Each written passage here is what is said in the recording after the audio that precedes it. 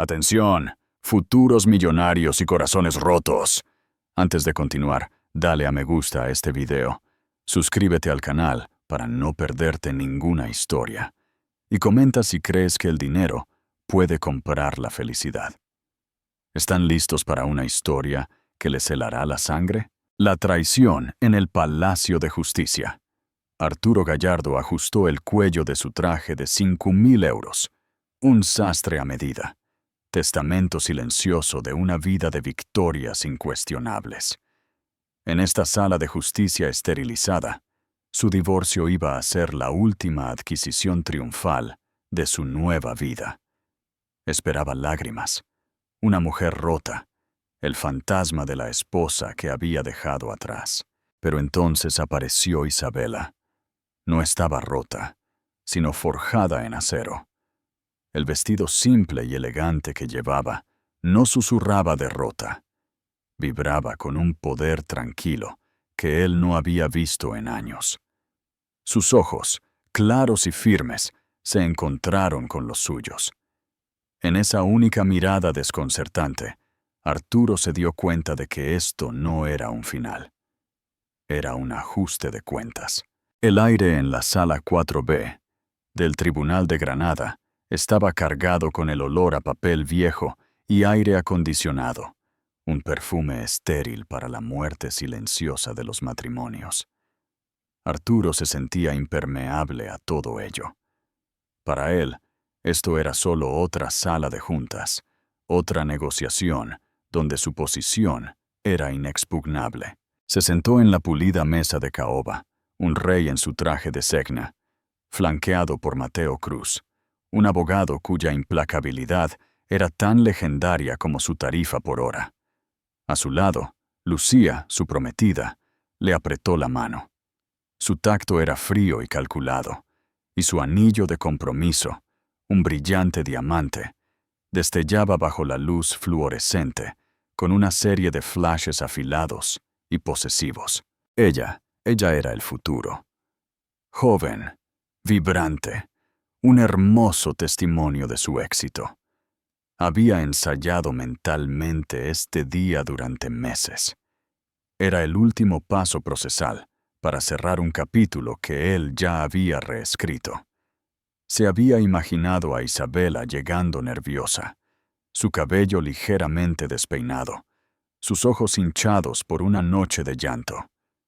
Se había preparado para ver a la mujer que había dejado, una mujer que se había convertido, en su mente, en una fotografía cómoda, pero descolorida de una vida que ya no le pertenecía. Había preparado una mirada de simpatía distante, un gesto que había practicado frente al espejo de su nuevo ático, con vistas al resplandor de Marbella. Pero la mujer que empujó las pesadas puertas de la sala no era una fotografía. Era una extraña. Isabela se movía con una serenidad casi inquietante. El vestido azul marino que llevaba era modesto, pero perfectamente ceñido, y su cabello oscuro estaba recogido en un chiñón simple y elegante. No había signos de noches sin dormir. Las finas líneas alrededor de sus ojos hablaban de sabiduría, no de dolor. No se apoyaba en su abogado en busca de apoyo. Caminaba a su lado como una igual. Su mirada recorrió la sala una vez, fría, analítica, antes de posarse en Arturo. No era una mirada de odio o desamor.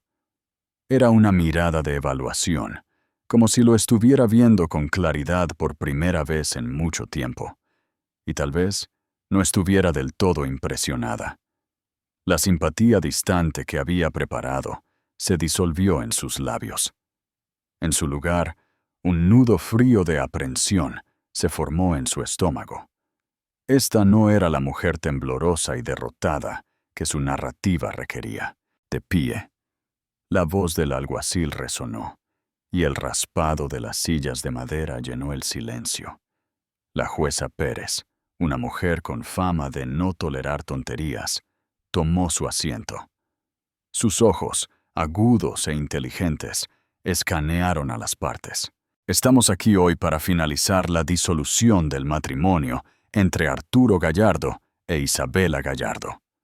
Señor Cruz, he revisado la propuesta de acuerdo. Parece generosa. Mateo Cruz se levantó, su sonrisa tan suave y pulida como sus zapatos. En efecto, su señoría, el señor Gallardo desea asegurarse de que la señorita Gallardo esté bien atendida en reconocimiento a sus 22 años de matrimonio. Lo dijo con un aire de profunda magnanimidad, como si Arturo le estuviera regalando un pequeño país. Arturo observó a Isabela en busca de una reacción, un destello de gratitud, de alivio. No vio nada. Se sentó con una postura perfecta e inmóvil, sus manos descansando tranquilamente en su regazo. Su abogado, un hombre llamado Elías Sastre, cuya firma era respetable, pero no de la misma categoría que la de Cruz, se levantó. Su señoría, Elías comenzó con voz tranquila y firme. Mi clienta, la señorita Gallardo, agradece la minuciosidad de la oferta del señor Gallardo. Una ligera pausa. Arturo sintió que Lucía se tensaba a su lado, sus uñas clavándose de forma casi imperceptible en su mano. Sin embargo, continuó Elías, no estamos aquí hoy para discutir la división de los bienes conyugales, en el sentido tradicional. Mi clienta no impugna la oferta por la casa familiar, la pensión o los arreglos de manutención para su hija Sofía. La expresión de suficiencia de Mateo se tambaleó por una fracción de segundo. Esto no estaba en el guión. Arturo se inclinó hacia adelante, el nudo en su estómago apretándose. ¿Qué era esto? ¿Una jugada para conseguir más? Entonces, ¿qué es exactamente lo que estamos aquí para discutir, señor Sastre? Preguntó la jueza Pérez, con el ceño fruncido. Elías Sastre abrió una carpeta de cuero sobre la mesa. Estamos aquí, su señoría, para presentar una moción para reconocer a Isabela Gallardo no como una cónyuge dependiente, sino como una socia fundadora de Innovaciones Gallardo. Un silencio atónito descendió sobre la sala. Arturo sintió que la sangre se le drenaba de la cara. Miró a Isabela, que finalmente giró la cabeza y le sostuvo la mirada directamente. El poder tranquilo que había visto antes ahora tenía un nombre: convicción. Lucía jadeó a su lado, un sonido pequeño e indignado. «Eso es absurdo, su señoría», farfulló Cruz, recuperando la voz. Innovaciones Gallardo fue fundada por el señor Gallardo, y solo por él. La señorita Gallardo era ama de casa, una madre maravillosa, estoy seguro, pero no tuvo ninguna participación en la empresa. ¿Es eso cierto, señor Gallardo? La mirada de la jueza Pérez ahora estaba fija en él, afilada como un trozo de vidrio. Arturo abrió la boca, pero no salió ningún sonido. Su mente estaba dando vueltas, retrocediendo 2 décadas a un garaje abarrotado que olía a aceite y ambición. Se vio a Isabela, entonces con solo 24 años, revisando sus caóticos esquemas, su título de Bellas Artes, dándole un ojo para el diseño que él no tenía. Recordó que ella vendió el coche de su difunto padre para pagar la primera solicitud de patente.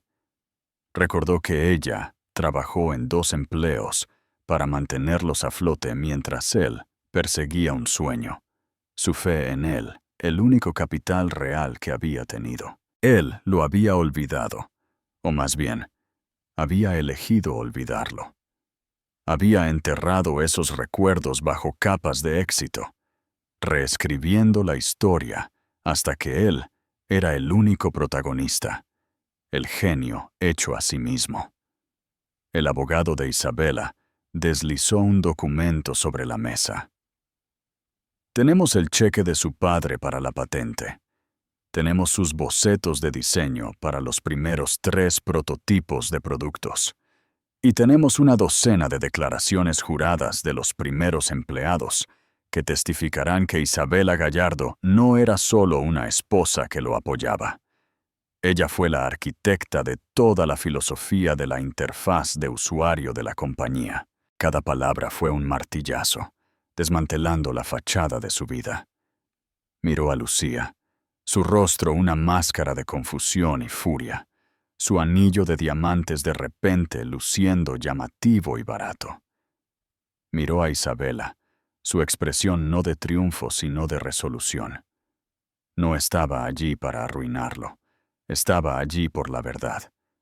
Y en el aplastante silencio de esa sala, Arturo Gallardo, el hombre que lo tenía todo, se dio cuenta de que ya había perdido lo único que realmente importaba. El eco del pasado.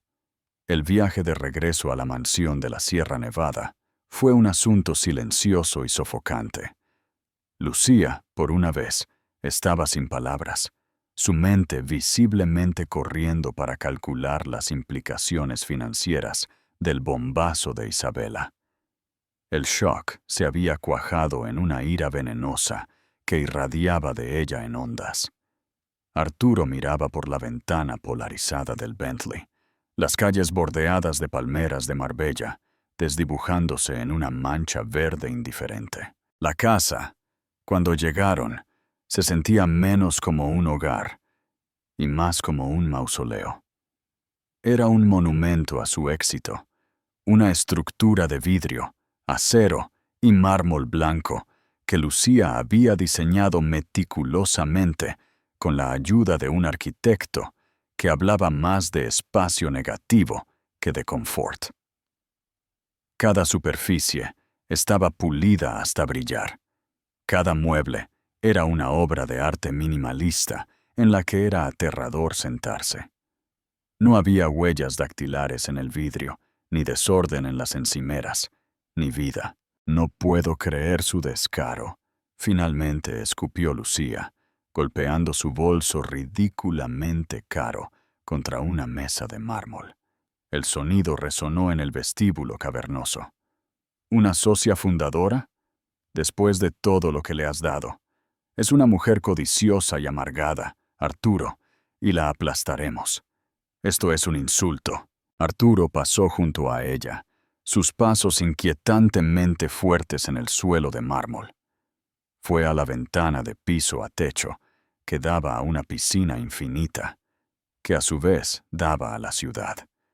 Era la vista que siempre había querido, la prueba de que estaba en la cima del mundo. Hoy solo se veía solitaria. Vendió el coche de su padre, dijo, con la voz baja y distante. ¿Qué? Espetó Lucía, siguiéndolo. ¿De qué estás hablando? Un Ford Mustang del 68. Era lo único que le había dejado su padre. Continuó, hablándole más al cristal que a ella. Ella amaba ese coche, pero nuestra solicitud de patente vencía y nos faltaban 2.000 euros. Así que lo vendió. Ni siquiera lo dudó. Lucía lo miró fijamente. Su rostro perfectamente esculpido era una mezcla de impaciencia e incredulidad. Arturo, eso fue hace 20 años. Esto es ahora. ¿De verdad te estás poniendo sentimental? Está tratando de robarnos millones de euros. La palabra nosotros quedó flotando en el aire, sintiéndose vacía y transaccional. Se giró para mirarla. Vio a la mujer hermosa y ambiciosa que había elegido, la mujer que adornaba su brazo en galas benéficas, que entendía la moneda del poder y la imagen. Pero por primera vez, se encontró buscando en su rostro algo que no estaba allí: la historia compartida. Ella era una hermosa adición a su vida, pero Isabela había sido el cimiento. De repente, fue violentamente arrojado a un recuerdo tan vívido que se sintió como un viaje en el tiempo. Estaban en la cocina de su primer hogar, un pequeño bungalow alquilado en Granada, que siempre olía débilmente a jazmín del arbusto cubierto de maleza que había fuera. Él tenía 32 años, e Innovaciones Gallardo acababa de conseguir su primer contrato importante. Estaba aterrorizado, extasiado y completamente exhausto. Leo, su hijo, era un niño pequeño, golpeando una olla en el suelo con una cuchara de madera, y Sofía era un peso nuevo y cálido en los brazos de Isabela. Isabela estaba revolviendo una olla de salsa de espagueti, su cabello en un moño desordenado, una mancha de harina en su mejilla. Llevaba una vieja sudadera de él, manchada de pintura. Levantó la vista y lo miró. Una sonrisa lenta y radiante se extendió por su rostro. No necesitaba decir una palabra. En esa sonrisa, él lo vio todo. Creo en ti. Podemos hacer esto. Estamos en esto juntos.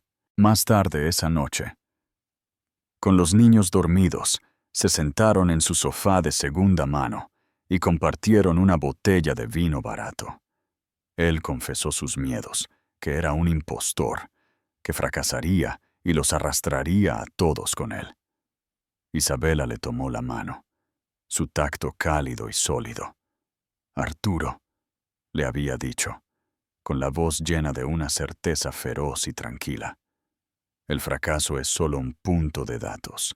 Aprenderemos de ello, pero no fallarás, porque tu visión es brillante, y no lo estás haciendo solo.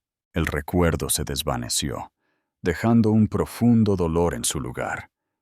Miró alrededor de la mansión estéril y silenciosa.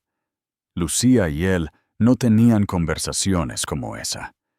Discutían carteras de acciones, destinos de vacaciones y qué evento benéfico ofrecía las mejores oportunidades para establecer contactos.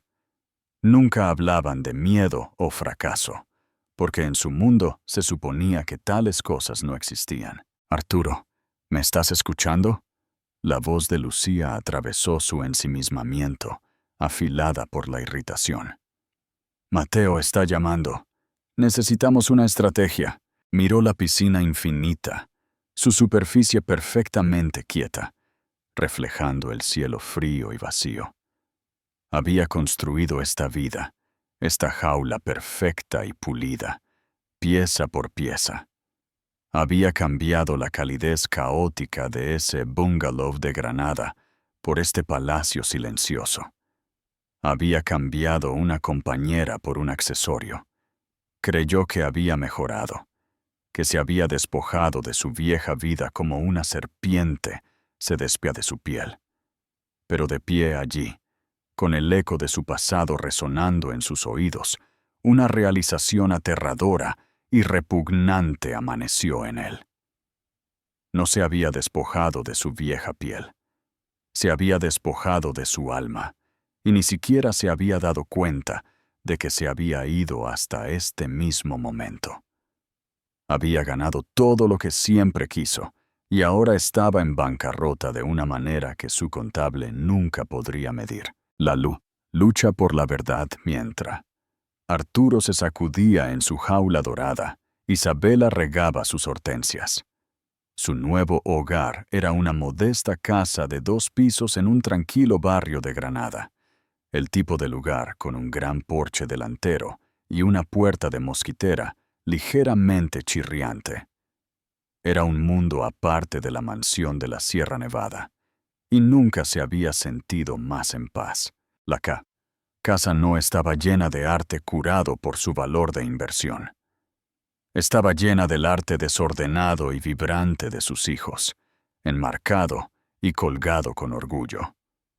El aire olía a tierra para macetas, a abrillantador de muebles de limón y a las galletas con chispas de chocolate que Sofía estaba horneando en la cocina. Después de dejar a Arturo, o más bien, después de que él anunciara que la dejaba, hubo un período de caída libre. El shock, la traición, la pura humillación pública de la situación había sido un golpe físico. Durante semanas, había funcionado en piloto automático, su mundo reducido a las necesidades inmediatas de sus hijos, Leo y Sofía. Sus amigos se habían unido, esperando que se desmoronara. Le trajeron cazuelas y vino, y hablaban de Arturo en voz baja y furiosa. Le dijeron que contratara al abogado más vicioso que pudiera encontrar para quitarle hasta el último céntimo. Pero a medida que el shock inicial disminuyó, algo más tomó su lugar. No era un deseo de venganza, era una lenta y naciente sensación de claridad. Durante años, había estado viviendo a la sombra de Arturo, su propia identidad, subsumida por sus roles como esposa de y madre de. La mansión había comenzado a sentirse como una prisión mucho antes de la llegada de Lucía, un lugar donde sus propias pasiones, su arte, su amor por el diseño, eran tratadas como pasatiempos pintorescos. Había mirado a sus hijos, a la ira latente de Leo y al dolor tranquilo y confuso de Sofía, y se dio cuenta de que revolcarse en el victimismo era un lujo que no podía permitirse. Más que eso, no era quien era ella. La misma mujer que había vendido el coche de su padre y había dibujado logotipos en servilletas de cafetería, todavía estaba allí, enterrada bajo años de vida doméstica. Solo tenía que volver a encontrarla, así que se mudó de la mansión, rechazando la oferta de Arturo de alojarla en un estéril apartamento de lujo. En cambio, encontró esta casa, un lugar que necesitaba trabajo, un lugar en el que podía verter su propia energía. Comenzó un pequeño negocio de diseño de paisajes, canalizando su ojo artístico para crear hermosos y serenos jardines para la gente. Comenzó con el patio trasero de un amigo, luego un vecino, y pronto, a través del boca a boca, tenía una lista de espera. No era una empresa multimillonaria, pero era suya. Estaba construyendo algo de nuevo, con sus propias manos.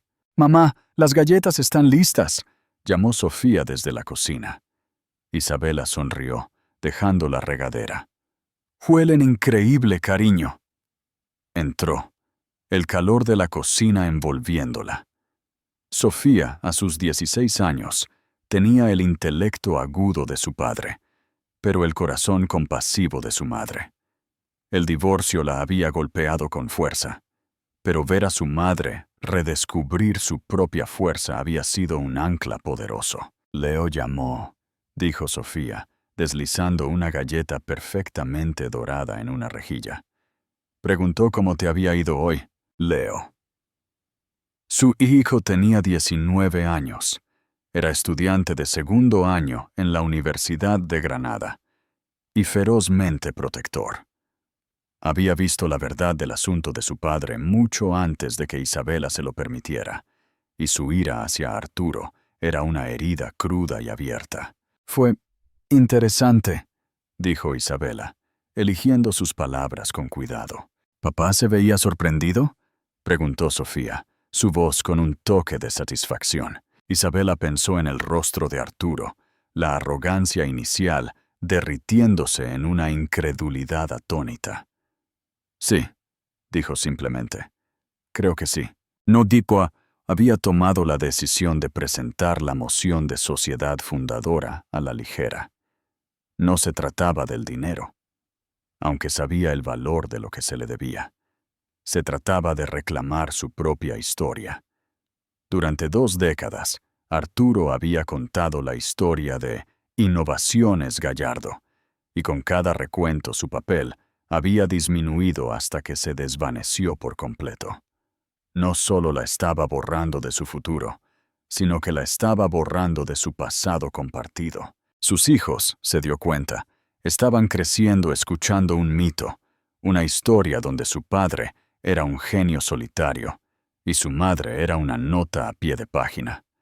No podía permitir que eso sucediera, ni por ella ni por ellos. «Tu abuelo estaría orgulloso, ¿sabes?», dijo Isabela en voz baja, mirando a Sofía. «Siempre decía que lo más importante que puedes poseer es tu propia historia». Más tarde esa noche, después de que Sofía subió a hacer la tarea, Isabela se sentó en el columpio de su porche delantero, una taza de té de manzanilla en sus manos. La calle estaba tranquila, el aire fragante con el jazmín de la noche, el mismo aroma que en su primera casita.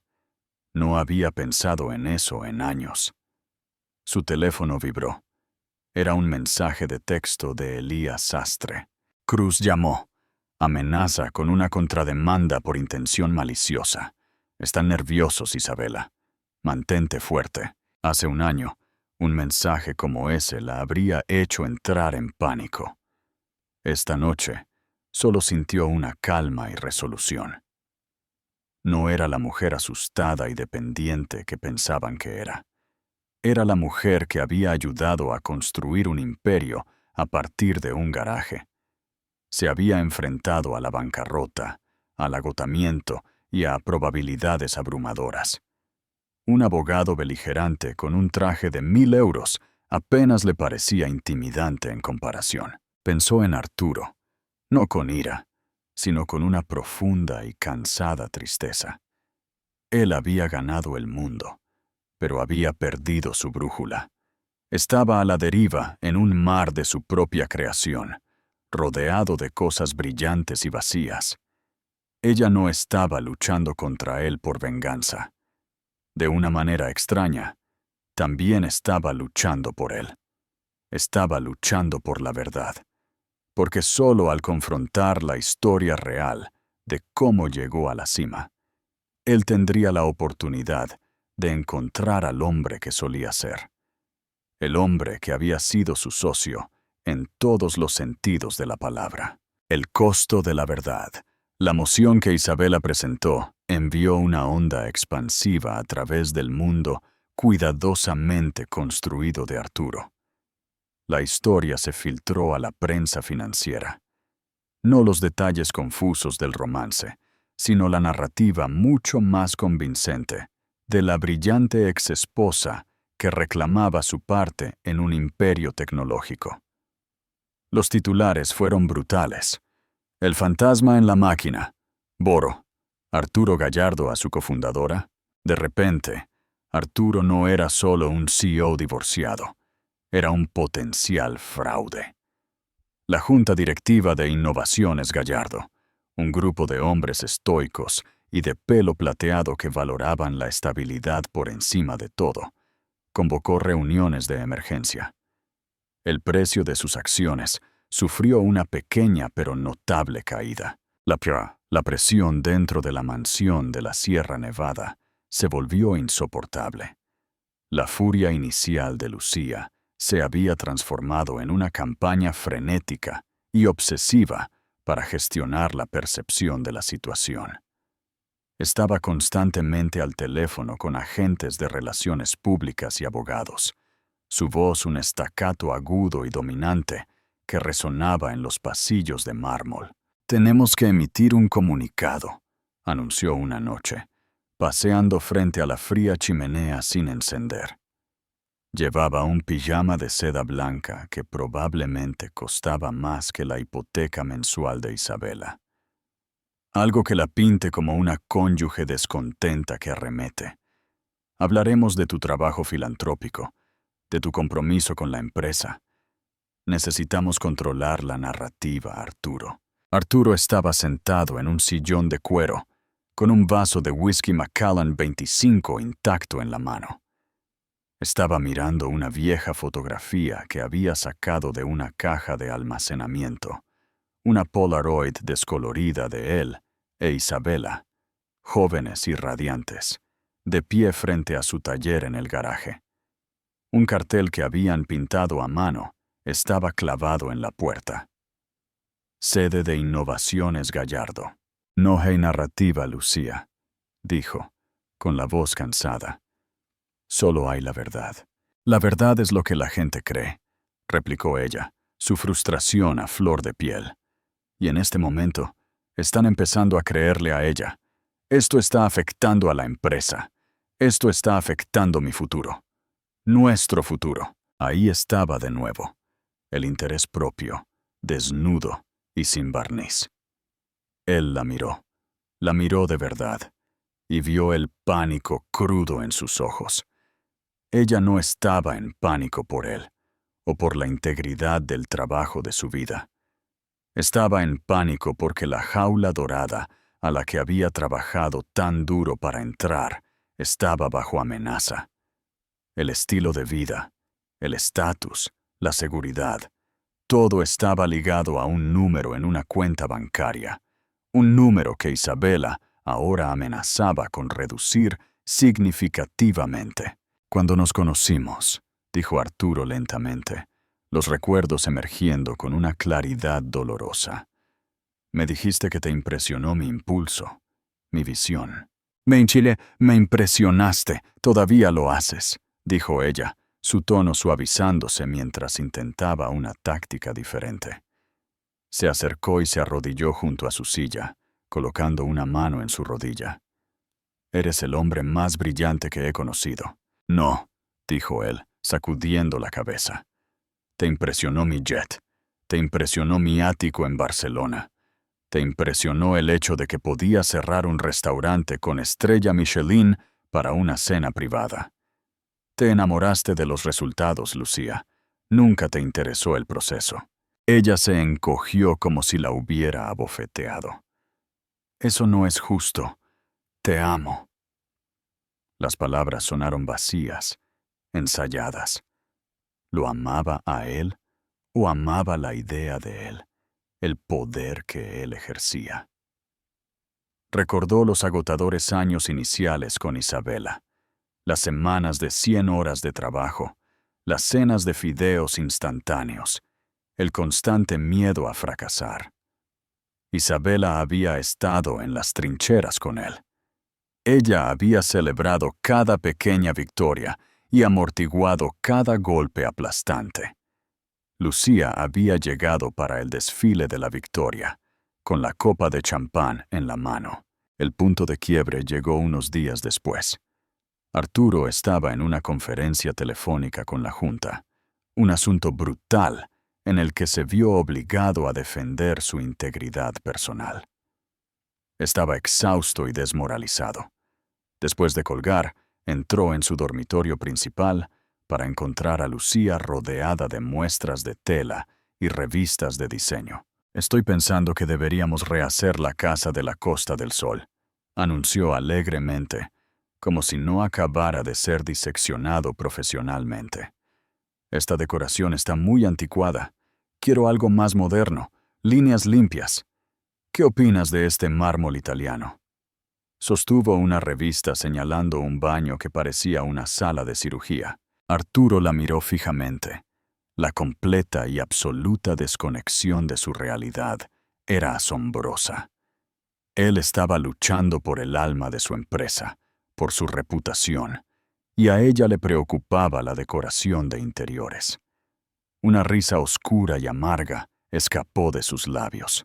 ¿Qué es tan gracioso?, preguntó ella, frunciendo el ceño. La casa de la Costa del Sol, dijo, las palabras goteando con una ironía que ella no podía comprender. Isabela odiaba esa casa. Decía que era ostentosa. Decía que la compramos para impresionar a gente que ni siquiera nos gustaba.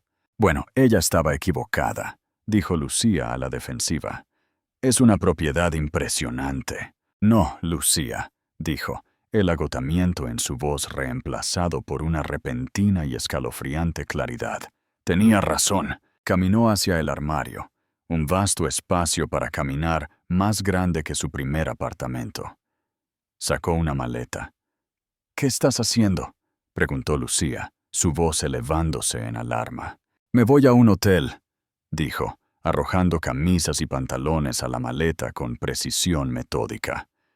Necesito algo de espacio. Necesito pensar. ¿Pensar en qué? ¿Cómo luchar contra ella? No, dijo Arturo, deteniéndose para mirarla, la Polaroid del garaje destellando en su mente. Necesito pensar en cómo decir la verdad. El pánico inundó el rostro de Lucía. Esta era una variable que ella no había tenido en cuenta.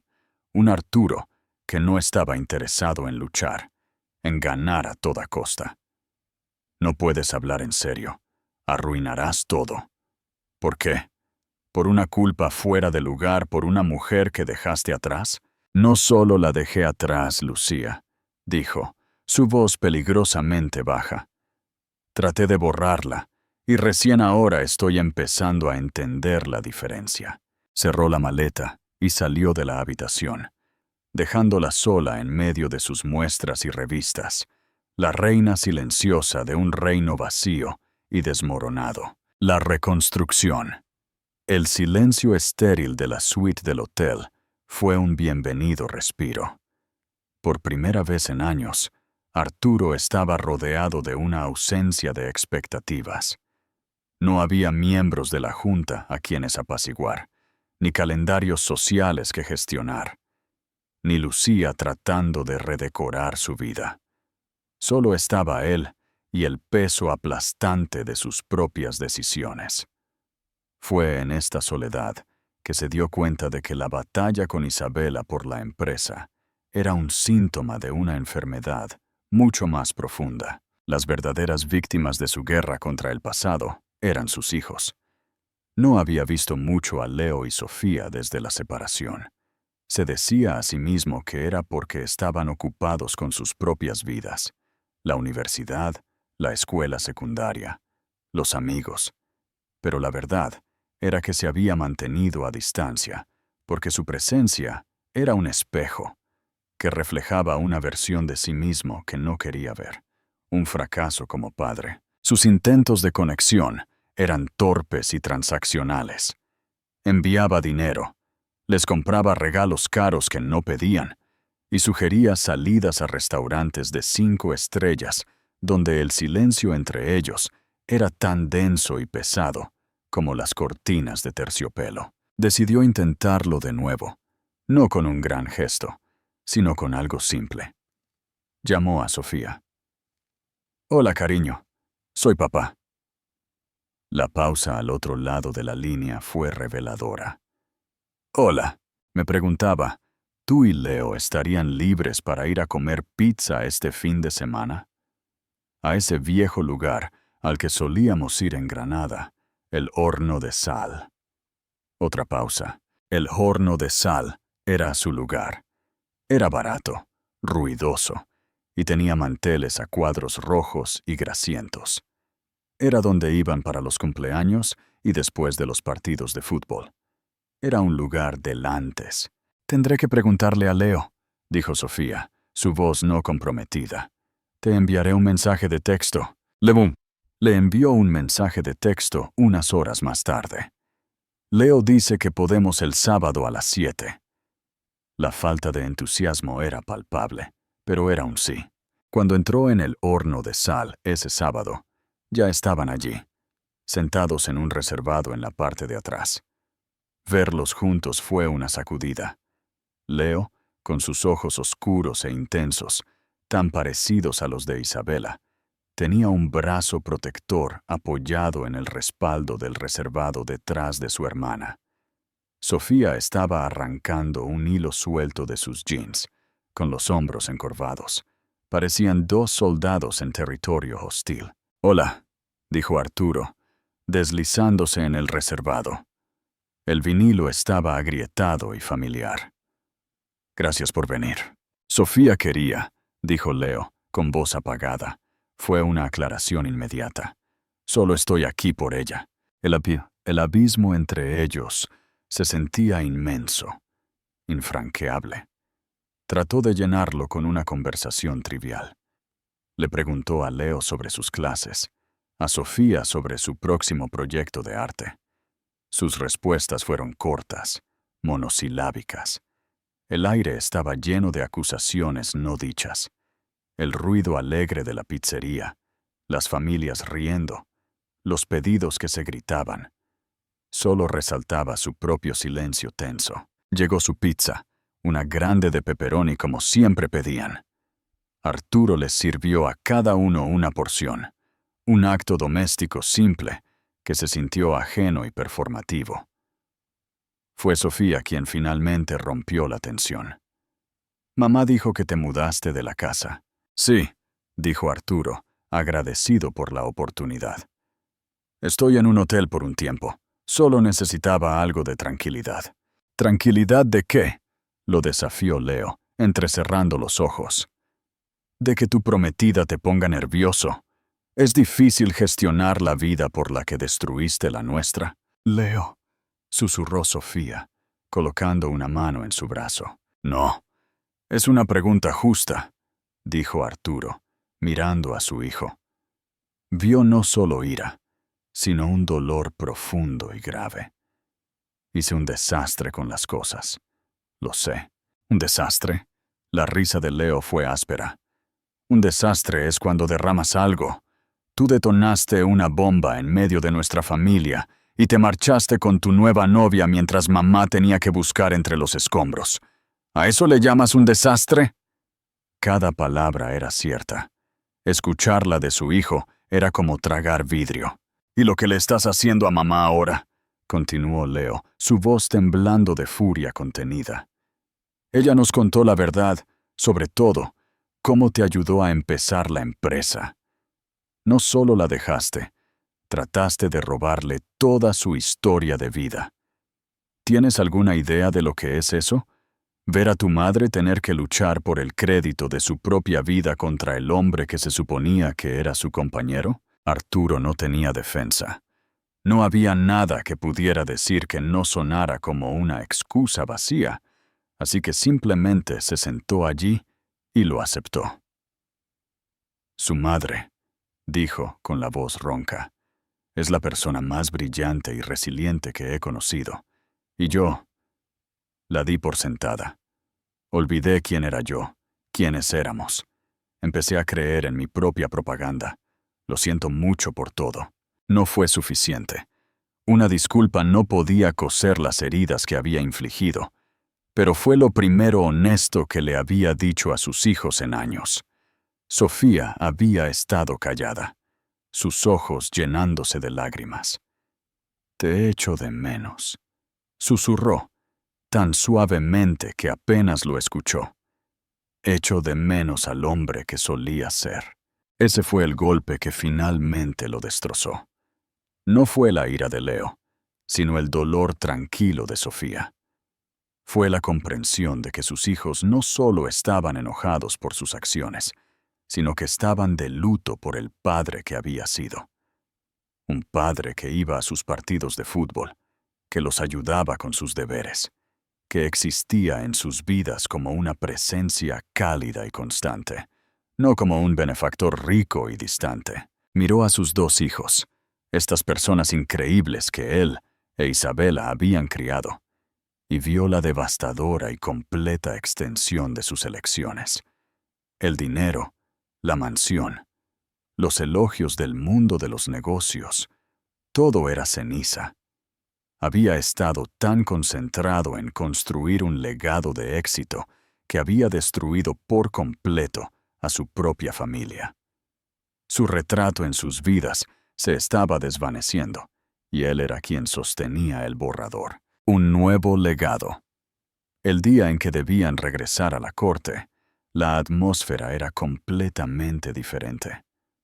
La historia había cobrado vida propia, y la sala estaba llena de un murmullo de anticipación. Arturo llegó solo. Había roto oficialmente su compromiso con Lucía, una conversación fea y transaccional que involucró a abogados y acuerdos de no divulgación. Se sintió menos como una ruptura y más como una fusión hostil que se desmoronaba.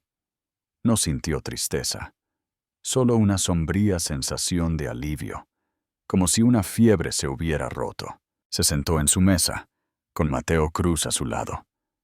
Cruz estaba tenso, su habitual confianza pulcra reemplazada por una defensiva frágil. Le había aconsejado a Arturo que luchara contra el reclamo de Isabela hasta el amargo final, que la enterrara en papeleo y agotara sus recursos. Arturo se había negado.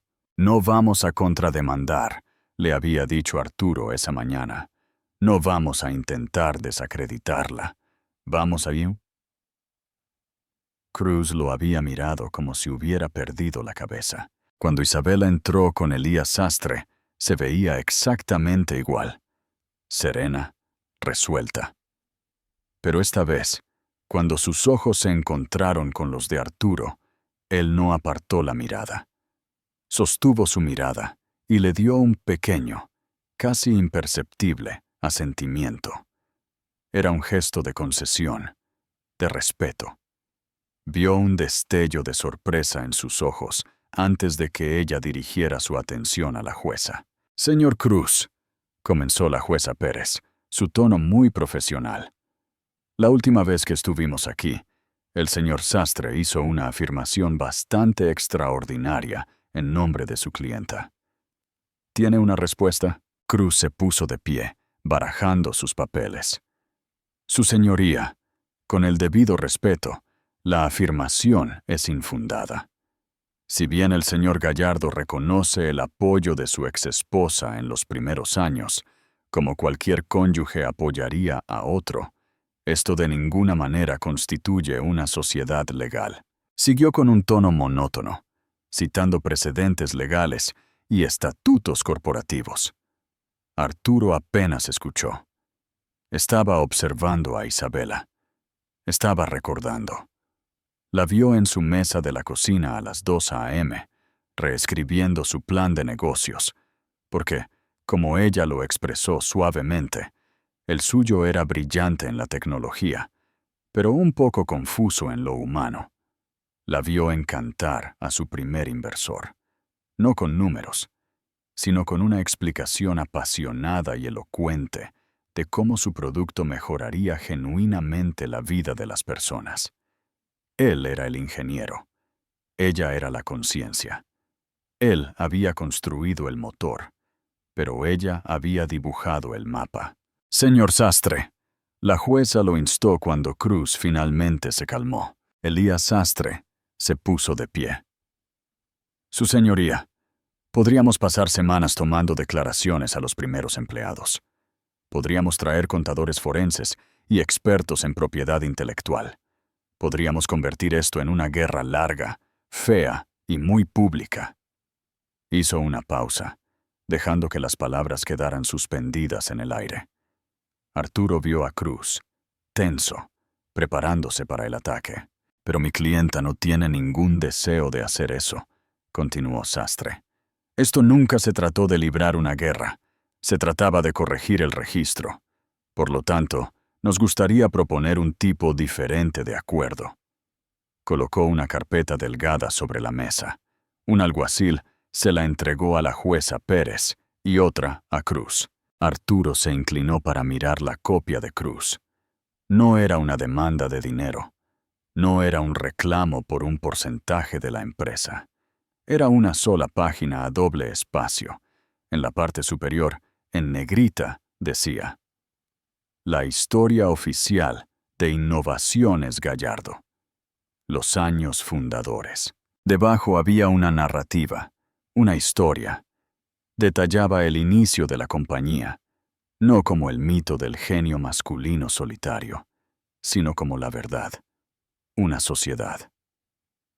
Hablaba del garaje, de la herencia de Isabela, de sus contribuciones de diseño, de su papel en la configuración del espíritu de la empresa. No disminuía el papel de Arturo como visionario tecnológico, pero elevaba el de ella a su lugar legítimo como cofundadora, estratega y brújula moral. El párrafo final era la propuesta de acuerdo.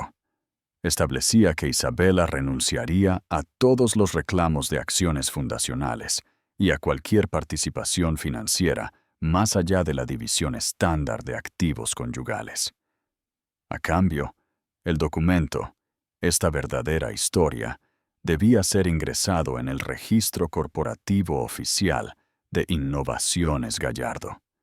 Debía ser enmarcado y colgado en el vestíbulo de la sede corporativa, y debía ser la primera página de la sección sobre nosotros en el sitio web de la compañía, a perpetuidad. Ella no estaba pidiendo su dinero, estaba pidiendo la verdad. El silencio en la sala fue absoluto.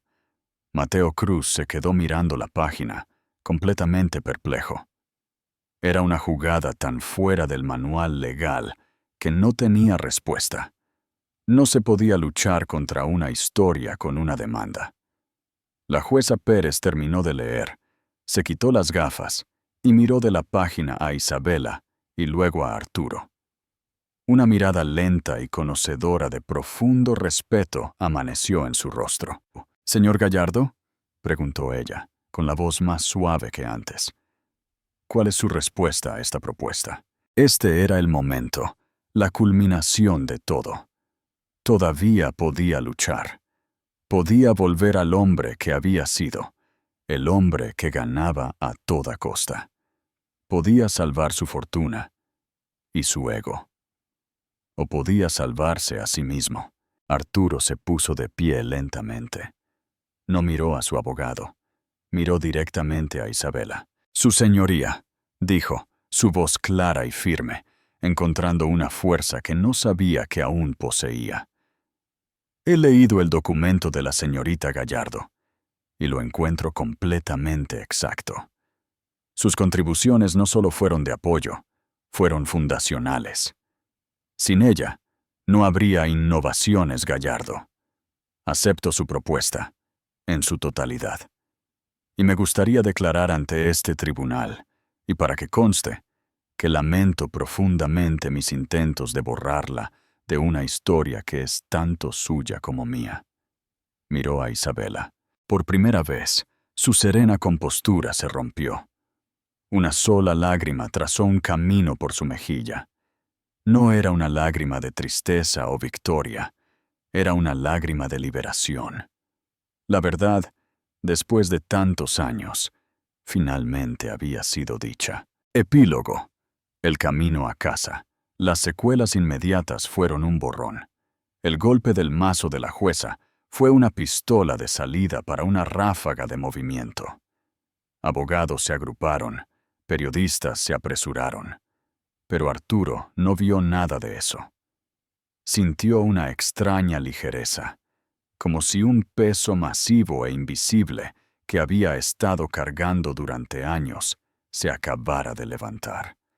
Se había rendido públicamente, había renunciado al mito que había construido con tanto cuidado, y al hacerlo, había recuperado un pedazo de sí mismo que pensó que se había ido para siempre. Mateo Cruz estaba apoplético. «Arturo, ¿qué has hecho?», siseó mientras guardaban sus maletines. «Acabas de entregarle un arma nuclear de relaciones públicas. Has admitido ante el tribunal que la historia oficial de tu compañía era una mentira». «No, Mateo», dijo Arturo con calma, encontrando la mirada furiosa de su abogado. «Acabo de admitir la verdad. Hay una diferencia». Firmó el último de los documentos que su abogado le tendió. Su mano firme.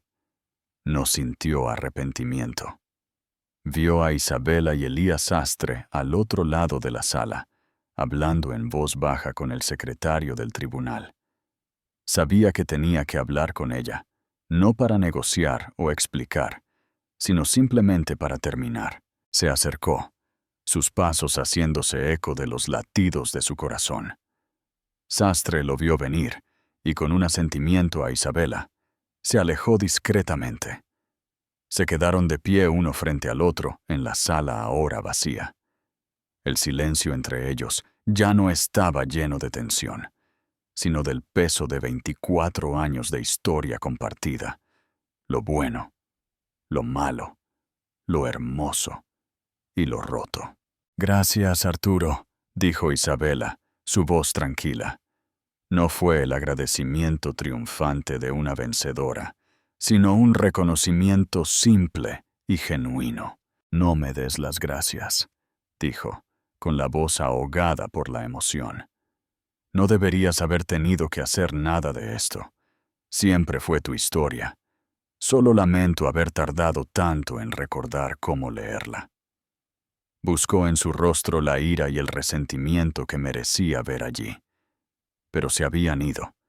En su lugar, había una tristeza profunda y cansada, y algo más, un destello de la vieja compasión, la empatía que él había confundido con debilidad durante tanto tiempo.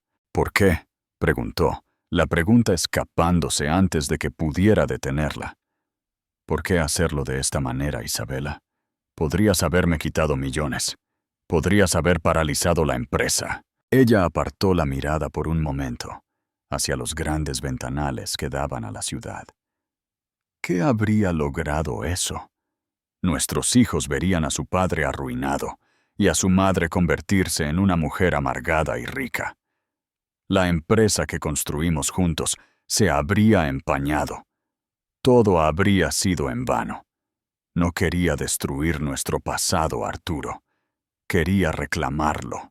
Se volvió hacia él, sus ojos claros y directos. Esto nunca se trató de dinero. Se trataba de nuestros hijos. Quería que Leo y Sofía supieran que la mujer que los crió no era solo la esposa de alguien. Quería que supieran que su madre ayudó a construir algo importante. Quería que supieran que una sociedad, una de verdad, es algo más que lo que está escrito en un certificado de acciones. Sus palabras lo golpearon con la fuerza de un golpe físico. En todos sus cálculos, todas sus justificaciones egoístas, nunca había considerado esa perspectiva. Él había estado tan consumido con lo que estaba ganando, mientras que ella había estado luchando por lo que sus hijos estaban perdiendo. Una historia de la que estar orgullosos. Un sollozo crudo y desgarrado escapó de su pecho. Era un sonido de pura e inalterable pena.